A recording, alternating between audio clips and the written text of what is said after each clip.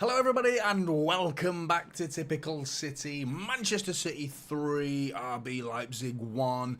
A very much needed performance. As much as the result is fantastic, 3-1 was fantastic, the performance was something different.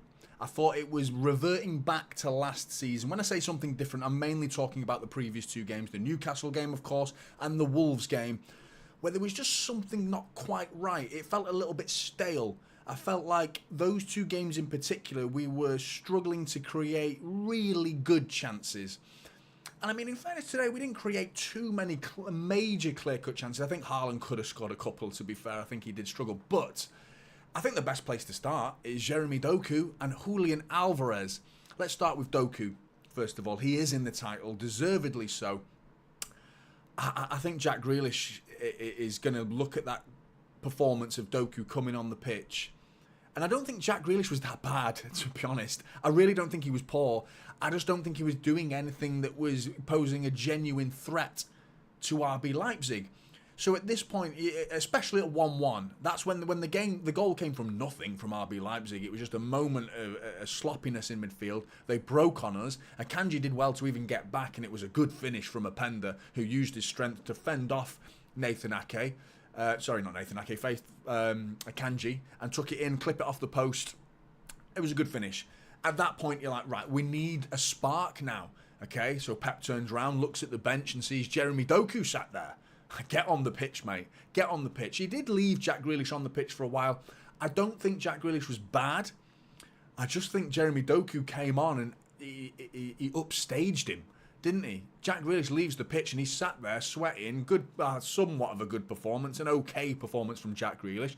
Like, oh, I did all right tonight. Sits down on the sub bench, looks on the pitch and sees Jeremy Doku tearing his fullback to bits, getting an assist for Julian Alvarez, and he's like, all right, well that was pretty good.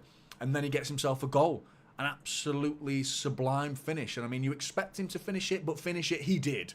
You know, tidy finish, really, really good. A few of you joined in the chat now. Good to see you guys. Man-Q, Rico Lewis was amazing. Absolutely. There's a few players that I want to get onto today. Rico Lewis, Phil Foden, Jeremy Doku, Julian Alvarez, Gvardiol was absolutely class. Gvardiol, really good. Cortez, hi, good to see you. How are you doing? Road Rafa, Doku was the best. He really was. Super subs, Michael Mouse really was. Exactly that, super subs, both of them. You don't often see that, do you? Two players coming onto the pitch and one getting an assist for the other one to score, and then swapping, roles reversed, the other one getting an assist for the other one to score. Brilliant. Really good. Really good from City and really good from Pep to see the right players to bring on at the right time. And he could smell, Alvarez had a... There was something about his performance. He went in immediately. As soon as he entered the pitch, he was down that inside channel on the left-hand side, found a pocket of space. He couldn't quite get the cross into Erling Haaland, but still, you could sense there was aliveness about Julian Alvarez's performance. You can't really make an argument for Jack Grealish to start against Arsenal now, can you? Really, if you're Jeremy Doku, you're going to bed, putting your head on your pillow later tonight and thinking, I cannot wait to start that game against Arsenal because there's no way I'm not starting.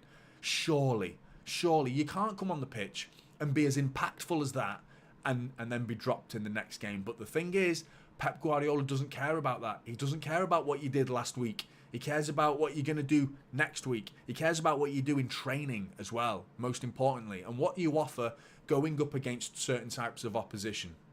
So I wouldn't put it past Pep to not start Doku. Personally, if it was me, straight in. And that's not so much of a damning report on Jack Grealish. It's not a case of, Jack Grealish, you're shit, that's it, you're done, you're finished as a City player. So far from the truth. That is absolutely not the case. Jack Grealish very much has a Manchester City career. Absolutely. Definitely. But Jeremy Doku is standing above him. Head and shoulders above him right now in terms of what he's delivering, quality on the pitch, end product. And I always questioned his end product because it was missing against Wolves. Jeremy Doku's end product was missing against Wolves. Not tonight. Not tonight. He had his shooting boots on, he had his passing boots on, he had his silky skills. Flowing football from Jeremy Doku. Really good. He was getting stuck in as well. I love it. I really love it. I do want to make a big mention to the tactics as well, because what we've been seeing at City so far this season is the inverted winger of Phil Foden and Kyle Walker overlapping Phil Foden down the right-hand side, which has created almost a lopsided tactic. And as you can see from those tactics, you can see the cock and ball formation, I like to call it, with the very narrow, with the two at the side, at the back there. But that very narrow formation you see from RB Leipzig, it needed stretching. It needed being pulled apart. And if you're going to play that tactics that we've been playing with Phil Foden tucking inside, we've been lopsided where we only had one winger effectively, and the right wing was only occupied by Kyle Walker when he had the opportunity to get forward, which wasn't always. Whereas tonight, Bernardo Silva tucked on that right-hand side, right on the wing, pinned with chalk on his boots. Jack Grealish, chalk on his boots, right on the wing. As you can see, well, not quite now because it's RB Leipzig again, but when it goes back to City, you'll see the formation that Phil Foden was very much central without being inverted. That system, what we played tonight, was what we saw last season.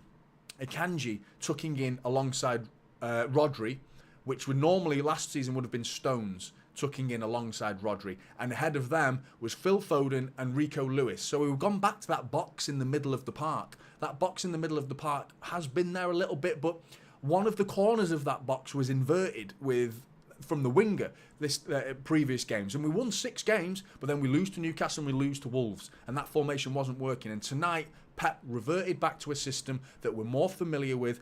Personally, against Arsenal, if John Stones, who was on the bench tonight, and if he's fit, he should be playing instead of Akanji in defensive midfield, like in the Champions League final. Tuck John Stones in alongside Rodri and have Phil Foden and possibly Nunes or Kovacic ahead of them, because I thought Rico Lewis was fantastic, don't get me wrong, but I sound harsh to drop Rico Lewis. I mean, would you drop Rico Lewis? Let me know in the chat. Would you drop? Yeah, there you go. Rico Lewis was outstanding. Doku and Alvarez super subs. Rico Lewis played in that position in pre-season against Bayern Munich as an attacking midfielder. I thought he was really good, and he's done it again tonight. I'm almost starting to see him as a box-to-box. He's gone from coming on as a debut as left-back, then playing right-back, then playing defensive midfield. Now he's playing attacking midfield. So the versatility of Rico Lewis is as strong as ever. Would you play him against Arsenal, though? It's a different prospect. I think Nunes or Kovacic, they've got the experienced heads for the big occasion. I know this was a Champions League game away, at a place we've struggled at as well, and we've gone and won 3-1. I understand that. It would be harsh to drop Rico Lewis, but I am torn now as what to do in attacking midfield. But I think if John Stones is fit and ready to start, he should be playing ahead of Akanji, because I think Akanji did okay at times. He was struggling a little bit, but that's not his position. John Stones has proved time and time again he can play defensive midfield. But the main takeaway from today is Pep's now got options, and reverting back to this system that we saw so much last season means it's another system we can play. So it's a case of the opposition manager looking at that. What are they going to do? Are they going to play Foden inverted winger again, or are they going to go back to the inverted fullback instead, where Akanji would probably be as John Stones was an inverted fullback almost at times last season, more as a defensive midfielder. But I thought it really worked, and it stretched that very narrow formation from RB Leipzig. And they tried to bring on Timo Werner to add an injection of speed. It didn't really work. I felt like we had the game under control, and I'm just frustrated that we didn't keep a clean sheet. I think it is disappointing that we've conceded a goal again, and it came from nothing. Absolutely nothing. Out of nowhere. It's similar to Newcastle. It was the first half against Newcastle. Obviously, we didn't score. We go in at 0-0. But okay, we dominated the game. That first half against Newcastle was almost like we were sleepwalking almost with ease, wasn't it? It was like autopilot of quality, good control, just not enough chances creation. Similar today. I thought in the first half, total control. The difference is we go in 1-0. At half-time, we're 1-0 up. Yet here we are, start of the second half, a moment of craziness, and we find ourselves 1-1. We've got to cut that out. Those little moments, we need to have a little bit more assertiveness in defence and not allow teams to get back into games or get ahead in games, which is even worse, from nothing. We can't allow teams to be scoring from their first shot on target.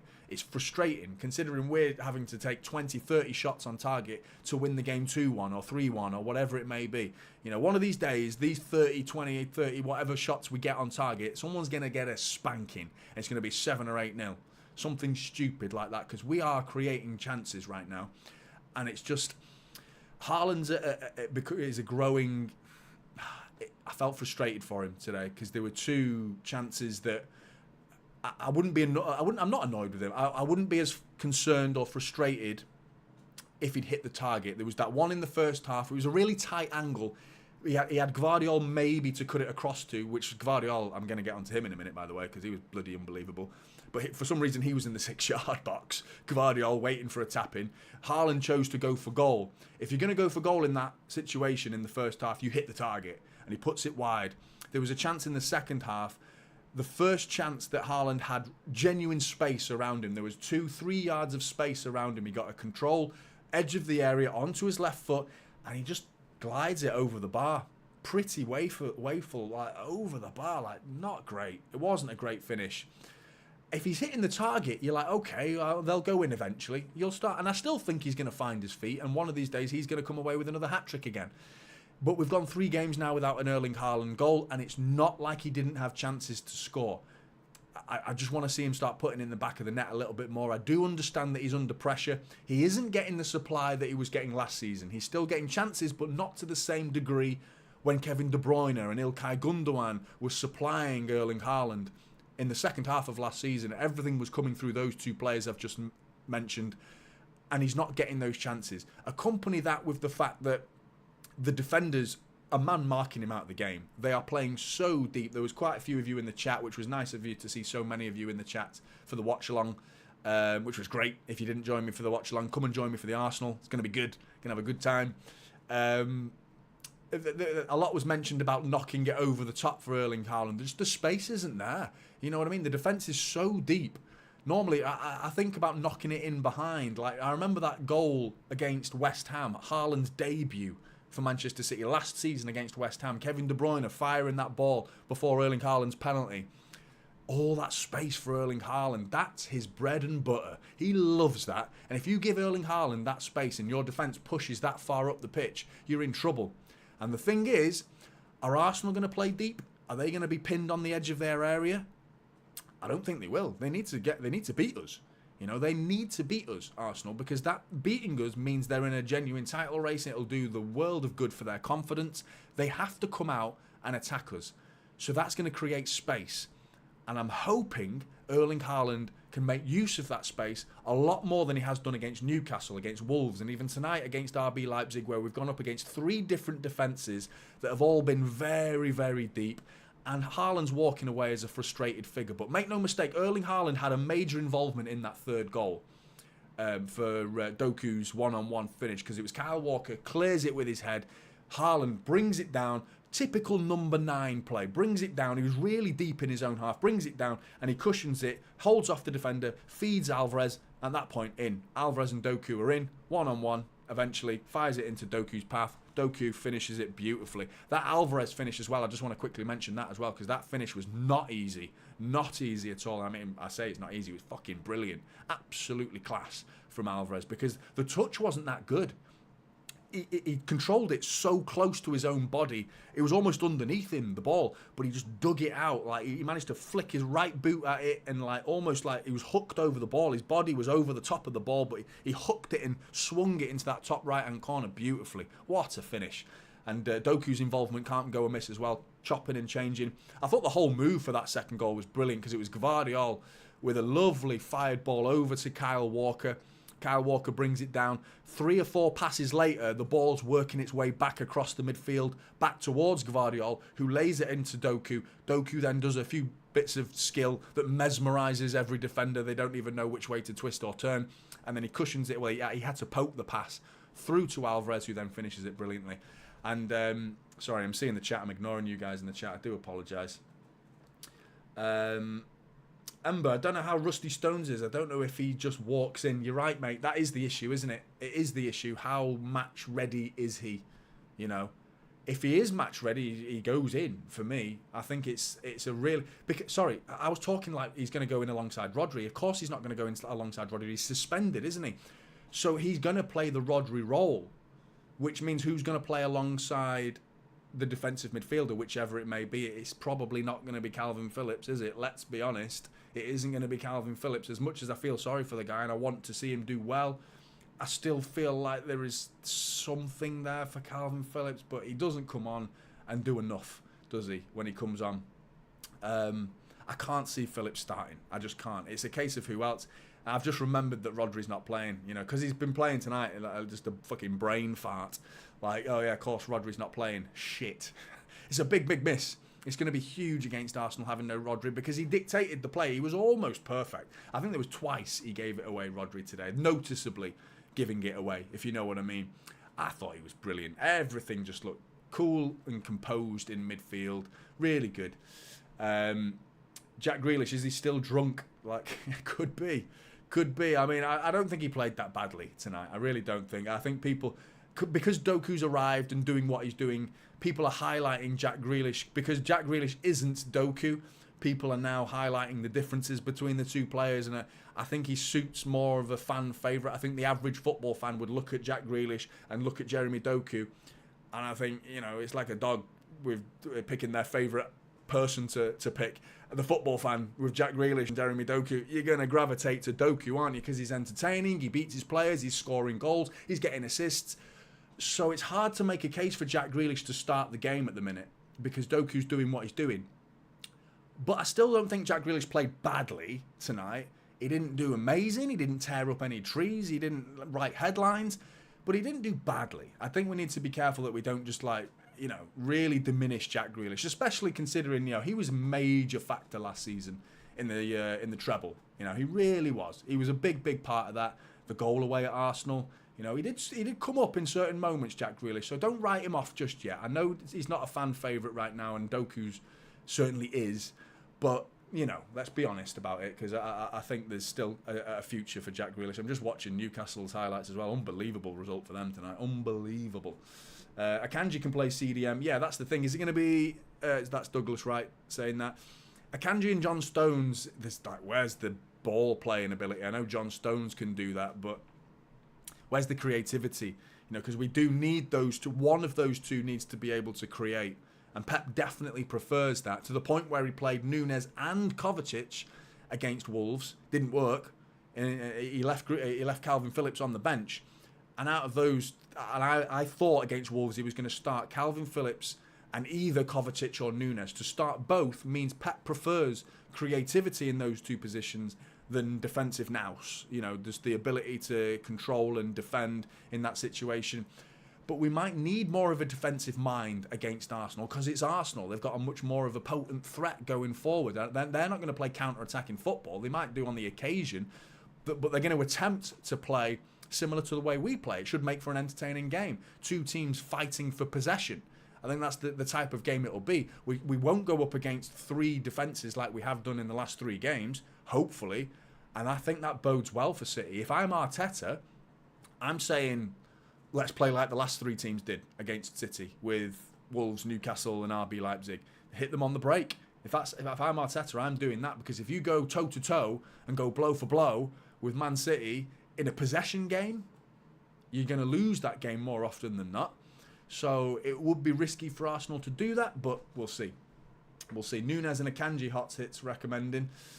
Yeah, I mean, my personal pick would be probably Nunes and Stones if he's fit. I know I'm so eager to get Stones back in. I love John Stones. I love him. I think he's fucking brilliant. Absolutely class act. Like the way he ended last season, brilliant. It is just that injury, isn't it? I'd rather put it this way. If I could see into the future and predict a John Stones injury from the Arsenal game, but we win the Arsenal game, but we keep John Stones for the rest of the season, I'd rather lose the game against Arsenal and keep John Stones for the rest of the season, a fully fit John Stones, and we have much more of a better chance in midfield and being stronger with him in the team. But we go and play him against Arsenal, we win the game, but John Stones is out for another 2 or 3 months.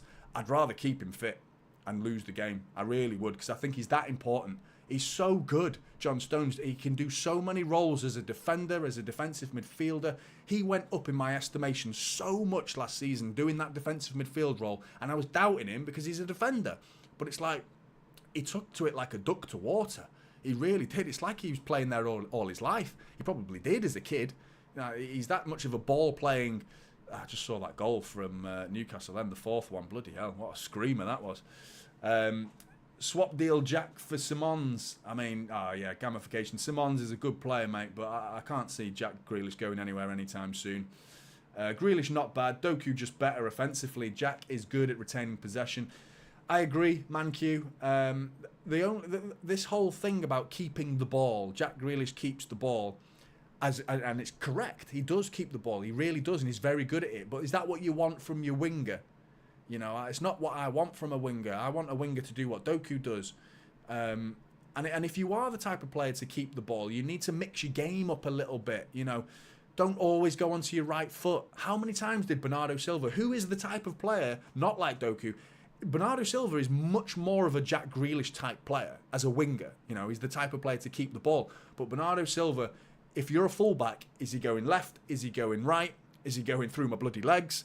Is he going to keep it simple and pass it? You don't know. You don't know with Bernardo Silva. You can't predict him. He's unpredictable. He was beating players. He was dangling the carrot to Raum numerous times. Their left-back Raum was getting dangled numerous times, and he bit every time. Bernardo Silva got a couple of free kicks. He beat him a couple of times. He played it simple a couple of times. The thing with Jack Grealish on the other side is I can almost predict what he's going to do. It's like he's going to keep the ball, and 9 times out of 10 he's going to pass it simply to Ake or to Gvardiol or to Rodri. One of those 3 will likely be behind him, and he'll play the easy option. And we've kept the ball. Great. The ball is still Manchester City's to claim as their own, but we're not doing anything with it. You know, there's not a threat there. And that's when Jack Grealish, that's the criticism. I think that's why people are pissed off with him. And there are times when we need Jack to do that. You know, at 1-0 up, it's perfect. Jack Grealish is the perfect player to be 1-0 up. Keep the ball. Pass them to death. Keep the ball. Jack Grealish is great for those situations. But at 1-1, it was like, Jack, come off. Doku, we need you. And it worked. It worked. So the fact that we've got those options is a good thing. But please don't write off Jack Grealish just yet. I really don't think that we need to be so harsh on him just yet. You know, and I'm not his biggest fan, but I don't think we need to be talking about selling him or anything like that. I don't think we're quite there yet. I don't think he's been bad. You know, I really don't think he's that type of player that we need to be harsh on him. I mean, I can understand Calvin Phillips, the doubt and people being dubious about Calvin Phillips. I understand that because he hasn't looked good. But Jack Grealish has credit in the bank as far as I'm concerned, and he deserves a little bit of respect from City fans. But yeah, exactly, ex-poetry. Maybe he's not a winger. That's my exact point. That's what I think. I don't think he's a winger. Oh wait, we signed him. He was a number 10 for Aston Villa, wasn't he? And a bloody good one. Fucking brilliant. Unbelievable. Drifting into the pockets. He'd been interviewed recently, didn't he? And he literally said those words that... I can't remember his manager now. What was his name? Can't remember the Villa manager who was there. But basically, he was given the freedom and the license to just go onto the pitch, do what you want, mate. Do whatever you feel like. If you see a pocket of space over there, go and sit in it. If you see that defender over there, he's a weak link in their defence, go and stand on him. Go and pick on him. You know, do what you want, Jack. Turns up at City, Pep's like, stay on that left wing, don't go anywhere else. If you go anywhere else, you're off the pitch. You know, it's a very different role for him. And in fairness to him, he's done okay. Over his time at City, he's done okay. Not great, not bad, just okay. I think he could do better. I think he would say that he could do better. But yeah, I personally want to see him tuck inside and play in that, you know, midfield role. I mean, alongside Foden. You know, I know Rico Lewis was fantastic today, but Foden and Jack Grealish alongside each other as the head at the front 2 corners of the box in the middle, that front 2 corners, I could see Jack Grealish in there. In terms of keeping the ball, that's what you want from a number 10. Someone who can receive the ball, keep it, win free kicks outside the edge of the area, and pass it about, keep finding the channels, and give him a little bit more freedom as well to express himself. Because what Jack Grealish does, when he does try something, he tends to just ghost round like the defence, doesn't he? He seems to receive the ball right on the left wing against the right back, and he'll just like go round the back of the defence like he's seen like a route when really he could just pass it that way. And to be honest, he's just trying to prove that he can dribble, and he can dribble, but like it's not really going anywhere. The goal's that way, mate, and he's like going all the way round, like the long way round, like I don't know, the scenic route to the goal. I don't see the point, to be honest. But I don't know. I think there is a future for him. But there's plenty of positives. I'm talking about all the negatives of Jack Grealish today. We need to talk about how bloody good the performance was today. Gvardiol as well, by the way. Fantastic. A man possessed tonight. Going away to his former club, of course, RB Leipzig at the Red Bull Arena, and I think he's shone. Like, I said it in the last game, I thought it was one of his best performances. I thought he was brilliant in the last game, albeit we didn't win. I thought he was still really good. Tonight, he was fantastic. In the attacking sense, I thought defensively he was brilliant, really good, called upon, answered the questions. Going forward, he was everywhere. At one point, he was on the right wing, coming as a left centre-back over 3 centre-backs. He just drifted into the right wing position, getting up front, waiting for Erling Haaland to cross the ball for a tap-in. Gvardiol's there, give it to me. I'm in the middle, I'm in the 6-yard box, mate. Give it to me. Like, unbelievable. I thought he was brilliant, Gvardiol, today. Really good. And starting to look worth every penny, isn't he? Looking really good. And Foden, good to see him back. You know, because I think he's been anonymous in the last 2 games. Really struggled the last 2 games against Wolves and Newcastle. Not his greatest days in a City shirt, but tonight he was everywhere. He was such a live wire, and that finish, don't underestimate. Probably wasn't the prettiest finish because it hits the floor first. When it hits the floor and goes in, it sort of slowed the ball down a little bit. But to get it down and keep the ball down with his weaker foot, and Rico Lewis's run as well, brilliant. That little intricate triangle that we haven't seen from City this season on the right-hand side of the pitch because Foden's been inverting, Kyle Walker's been overlapping, and you don't want to get Kyle Walker involved in those triangles. Not too much anyway, because that's not his game. Kyle Walker's not clever, like comparative to Phil Foden and Bernardo Silva. Those 2 players are clever with the ball. They'll see little passes, they'll hook it round the channel, inside channel, and Bernardo Silva does exactly that, hooks it round in the inside channel into Rico Lewis's path, right to the byline. Rico Lewis with the awareness, the 2 academy players linking up, assist, goal for 2 academy players, and Phil Foden's finish was good, really good finish to keep it down with his weaker foot into the back of the net. Brilliant, really good. Phil Foden was man of the match tonight, confirmed by City's official page. Is that right?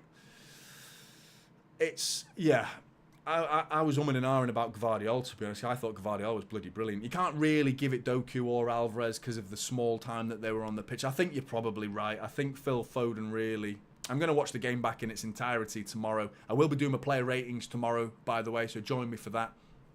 I'll be doing that in the morning or as soon as I can in the morning once I've watched the game back.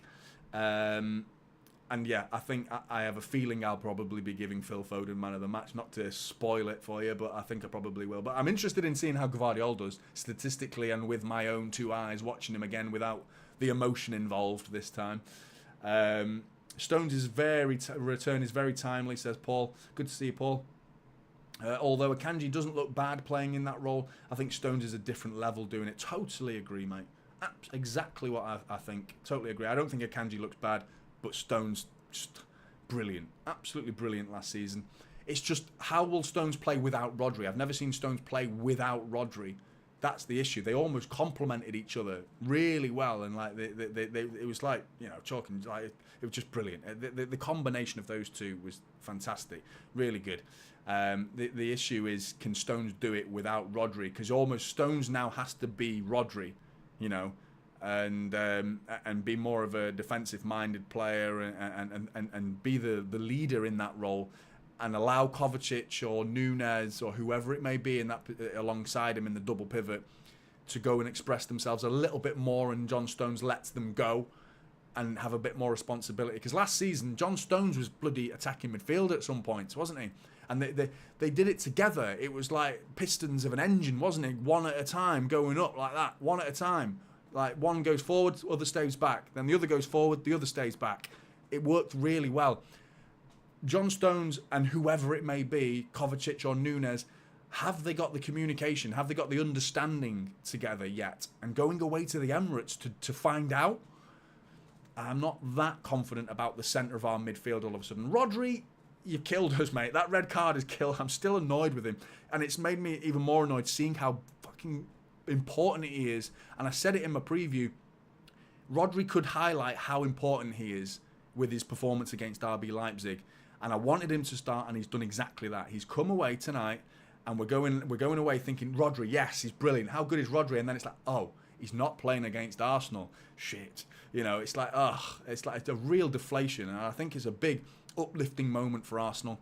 But no Saka, potentially. Sounds serious. Or at least a muscular injury. You don't tend to come back from muscle injuries within a week, you know, or 3 days rather. I doubt he'll be back. Knowing Arteta, who refuses to not play Saka, he'll probably send him on with a cast round his leg or something. I don't know. But, yeah, Rico Lewis was man of the match on UEFA, says Hotz. Is that there? He was really good. There was plenty of standout performances today. It's good, isn't it? It's good. We're back. The rot has stopped. We've stopped the rot. Brilliant. 2 losses. Forget about them. The performance tonight, I predicted it in my preview. I'm going to get smug. 3-1 I predicted. Done it again. Got it right. But that's the first time, to be honest, actually. I think the second time I've got a prediction right this season. So, yeah, I don't get it right all the time. But who does with City? We're the most unpredictable side in the world. We really are. But, yeah, brilliant win. Really good win tonight. So pleased that we've done that. And the momentum we can hopefully use going into this Arsenal game is going to be massive. But thank you so much for joining me in the match reaction. I've covered it as best as I can with the emotion side of the game. Tomorrow, get a bit more practical and the pragmatic side of it, the statistical side of it as well, looking to who played well in what positions, what did they do well, what did they do not so well, those types of details. Confident going into the Arsenal game? I am, mate. I am. I think the fact that Arsenal lost and we won, I think that's... if Arsenal won, I would be less confident. The fact that they lost, and I watched the Lens game last night, and I didn't see much that worried me too much about Arsenal. There were little glimmers of threat. It reminded me of the Wolves and Newcastle performance. Watching Arsenal last night was like us against Newcastle and Wolves. Like, a threat going forward, but every time they went the other way, they looked like they could score. You know, like Wolves. Every time they went forward with Pedro Neto, they looked like they could score. You know, same as last night against Lens. So, yeah, I'm a bit more confident now. But, yeah, Blues, thank you very much for joining me in the match reaction and the watch-along if you join me for that. I will be doing a watch-along for the Arsenal game this Sunday. Join me for that. I've also started doing a FIFA 24, FC 24, whatever you want to call it nowadays. I've started doing that, just a little trial run. I know there's some of you in the chat that don't like it. There were plenty of you that said you did like it. Mixed feelings on that. I'm going to give it a little whirl for a while. It's certainly not an alternative in terms of instead of. I'll always keep doing the same content that I've always been doing. It's just as well as doing a little bit of fun. Preview for FIFA versus City versus Arsenal preview, just for a laugh. See what happens. I'll go live with that as well next time, so join me for that. And the player ratings tomorrow, of course. Yeah, thanks very much for joining me in this video. If you could drop a like on your way out as well, that'd be really big. Really, I always forget to ask for likes. It's not in my nature to ask for things like that. But thank you for joining me. And if you could drop a like on your way out, it would be a really big help. And I'll see you in the next one. See you later.